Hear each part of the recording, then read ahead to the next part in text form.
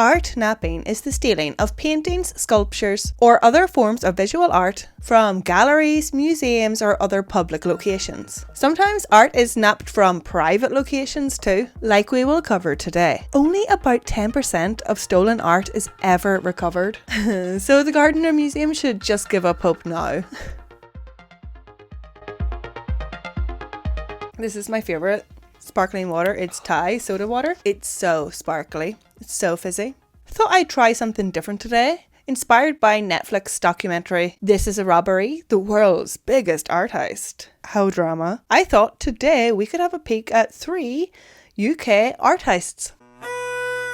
Don't worry, love. We're police. This is just practice. Said 2 thieves posing as tourists to other unsuspecting tourists. And like that, Madonna of Yarnwinder, a Da Vinci masterpiece, was plucked off the wall of a Scottish castle. After dramatically overpowering the room's guard, the robbers escaped with the painting out the window. The thieves rushed to a waiting car and ditched the painting's frame outside the gates of Drumlarrig Castle, home to John Scott, or the 9th Duke of Buccleuch, known here on as the Duke. It wasn't until 4 years later that an English lawyer, Marshall Ronald, claimed to the Duke's insurers that he could arrange the painting's return. Marshall was visited by 2 undercover policemen who posed as an art expert and as an agent for the Duke. The painting was then taken to a different lawyer's office in Glasgow, where there was held a contract meeting to secure legal repatriation of the painting from an unidentified party. It was a sting operation. This illegal meeting was the evidence the cops needed. The meeting was raided by police officers from 4 different agencies. 4 arrests were made, including 2 solicitors from 2 different firms. One of them, Marshall. Tragically, the Duke never lived to see the Madonna's recovery, as he died unexpectedly only a month before its return. Scotland Yard long surmised that the painting had been in the hands of drug traffickers, who used it as collateral for deals. The painting is now on display in the Scottish National Gallery. Don't worry, we're not finished. I didn't forget about Marshall. In 2010, Marshall was cleared of the charge of holding the Duke to ransom. Then, in 2013, Marshall mounted legal action against the Chief Constable and the 10th Duke, who I guess inherits all the property, responsibility and liability. I don't know, I'm not sure how this works. Marshall demanded a reward of £4.25 million, which he claimed was promised to him in the initial meeting with the undercover policemen. Lawyers working for the 10th Duke maintained that neither party had entered into any form of contract or agreement. But oh my god, come on, give the guy something. Unless this was all an elaborate scheme to get a few million.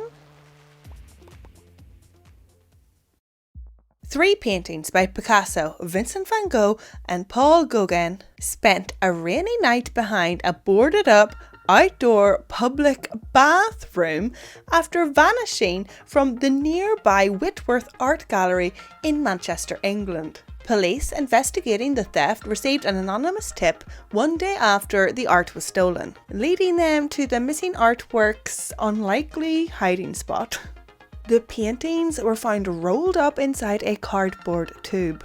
Scrawled on the tube was a note claiming that the thieves had engineered the caper only to highlight the museum's poor security around such important works of art. It is thought that the thieves entered by forcing the steel-covered back doors in the middle of the night at the weekend and grabbed the 3 nearest pictures. They appear to have unscrewed the frames, which have not been found, and then escaped, unseen by the 2 CCTV cameras in the room. And then the thieves hooked it, paintings in tow, the 200 yards across the park and past a sad statue of Edward VII, and then placed it by the public toilet, by a bus stop in the middle of the night. A dark, cold, very wet night. The papers cheekily and immediately dubbed the abandoned, disgusting public bathroom the Louvre. Get it? Lou, like the toilet, Lou. And like the Louvre in Paris. Louvre. I know what you're thinking. Was the art okay? Like raining? UK rain? Oh, dude. Ooh. when the Manchester police found the rolled up art, it was partially sticking out. They returned it to the creators. All three works, Vincent van Gogh's Fortifications, Pablo Picasso's Blue Period Poverty, and Paul Gauguin's Tunisian Landscape, were delicately and slowly extracted from the soggy cardboard tube. They were only slightly damaged. Van Gogh was torn in the corner, while the other two pictures had marks caused by exposure to the weather. Thankfully, all the damage was repaired and the art was soon back up on the walls. "We are highly relieved to have them back," said the development director. "The very act of taking them out of their frames and rolling them up and putting them in a tube may have caused damage. They could have been irreparably damaged. Being left in the rain is the worst thing that could have happened to them. The paper is old and fragile." She was not happy. Did the thieves get away with it? It seems so, despite police stating that they were treating it as a serious crime. I mean, you can't just decide to be an art vigilante and teach random museums lessons. Can't you? The police seem to have more important things on their plate, as no arrests were ever made. The Takeaway Rembrandt. Rembrandt's 1632 portrait of Jacob de Guenin III. In just 16 years, it was stolen 4 times. It is smaller than most Rembrandt's works, measuring only 29.9 by 24.9 centimetres, which is one of the reasons why it has been stolen so much. The tiny portrait has been on display in Dulwich Picture Gallery in London for over 200 years, and it was first stolen in 1966 in a massive heist. The thieves entered the gallery by cutting a hole in an unused door. 8 masterpieces were stolen. In 1966, the paintings were appraised at a combined value of £1.5 million. I wonder how much that's worth today. All the paintings were found a year later, recovered under a bench in a London graveyard. In 1981, the petite painting was stolen again, but quickly retrieved when police arrested 4 men in a taxi who had the painting on them. Less than 2 years later, a burglar smashed a skylight and descended, Tom Cruise style, into the art gallery, using a crowbar to remove the painting from the wall. The police acted fast, 4th time's the charm, and got there within 3 minutes. Surprisingly, it was still too late to apprehend the thief. The £5 million painting was missing for 3 years, eventually being found on a luggage rack at the train station of a British Army garrison in Germany.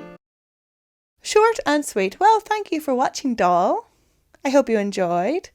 If you have any other ideas of quizzes, if you have any idea of a case I should cover, comment below. Please subscribe, it would very much help me out. I am talking backwards. And don't forget to check out my members only and Patreon content too. That was weird. Slan!